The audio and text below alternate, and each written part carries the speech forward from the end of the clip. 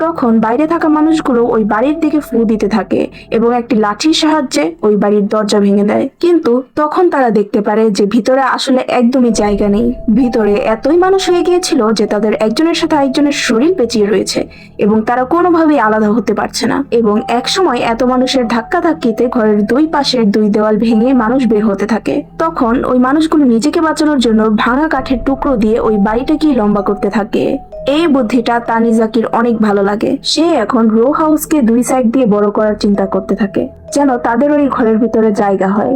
তখন বাকি সবাই বলে তারা এখানে থাকতে চায় না, তাদের এটা চিন্তা করা উচিত যে কিভাবে এখান থেকে বের হওয়া যায়। ঠিক তখনই একটা টর্নেডো তাদের এদিকে এসে পড়ে এবং দুইজন লোককে উড়িয়ে নিয়ে যায়। তখন তারা দেখতে পারে সমুদ্র থেকে বড় বড় কিছু জাহাজ এদিকে আসছে। মিলিটারিরা আসলে তাদেরকে বাঁচানোর জন্য আসছিল, যেটা দেখে সবাই অনেক খুশি হতে থাকে। কিন্তু কিছুক্ষণের মধ্যেই সব জাহাজগুলো একইভাবে পানিতে ডুবে